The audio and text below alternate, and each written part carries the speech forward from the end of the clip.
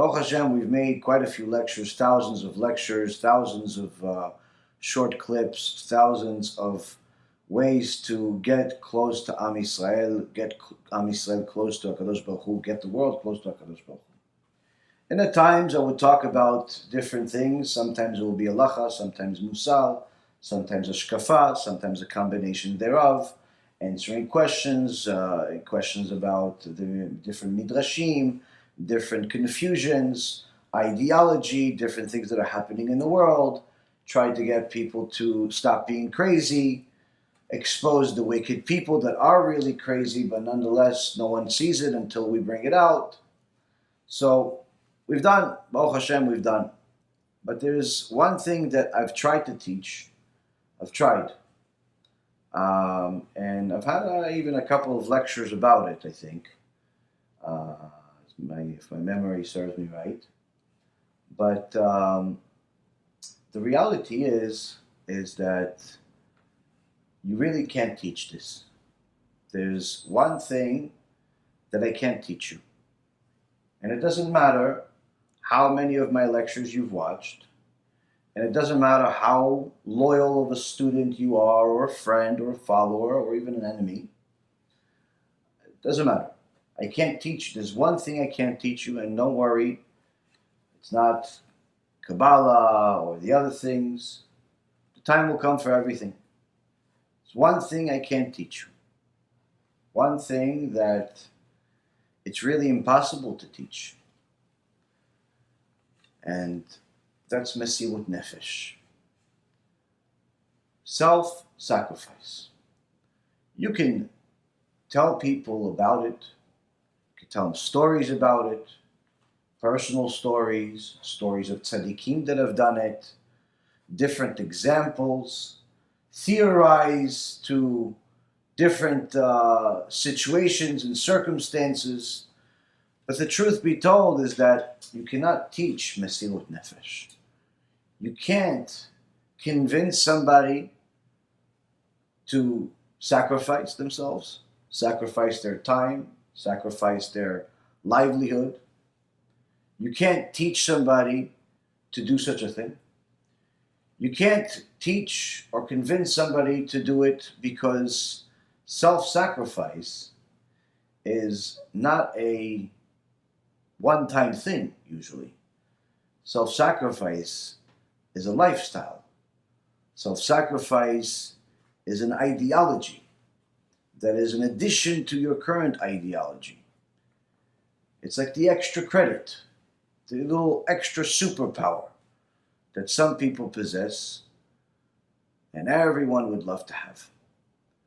Self-sacrifice is one of those things where you either have it or you don't. You either are willing to sacrifice, thank you, Vimesh, or you're not willing to sacrifice. There's no way that you can teach somebody about self-sacrifice and thereby that person says, okay, now that I know what it is, I'm going to do it. That person may hear your stories, may like the things you say and the examples, but when push comes to shove, it's either in them or it's not. And even if they're able to do it one time, still doesn't mean that they're living a life of Messirut Nefesh. Because making a one-time sacrifice could simply mean you went crazy for a moment, or you simply weren't thinking, or a lot of other different things. Self-sacrifice is not a one-time thing. Self-sacrifice, which in Hebrew, in Sfat HaKodesh is called Messirut Nefesh, is something you program into your neshama that this is the only way to be. This is why the Rambam writes that when somebody makes a donation, it's not necessarily a good indication of whether they're generous or not if they made a single large donation. If they made if they make regular donations, then that shows their generosity. But if they made a one-time donation, it's a very large donation, it's not necessarily an indication that they're generous. It Could simply be they went crazy that one day.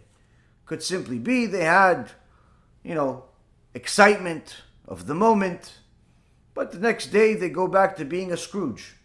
The next day they can go back to being a stingy little sting, and they won't even want to share a bottle of water with you. The one that's generous typically does it regularly. But again, just because somebody donates regularly doesn't mean that they're generous. Why? Because it also has to be relative.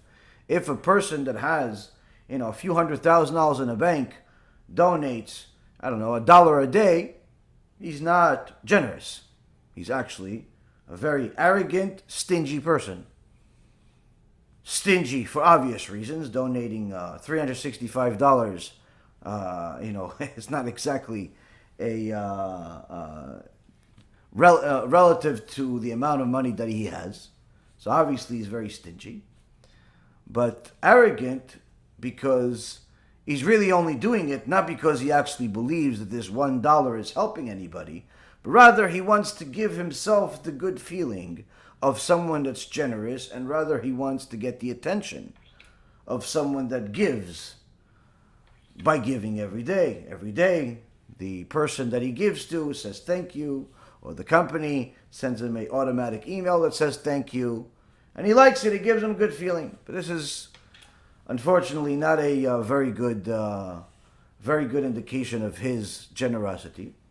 But the Rambam does combine the two things, where he says that if you want to overcome stinginess, where you just have one of those diseases, spiritual diseases, where you're very stingy, then get yourself acclimated to giving by giving a little bit every day. Decide a certain amount that you can give, that you could let yourself part with, and divide it up into small portions and give it up over a period of time.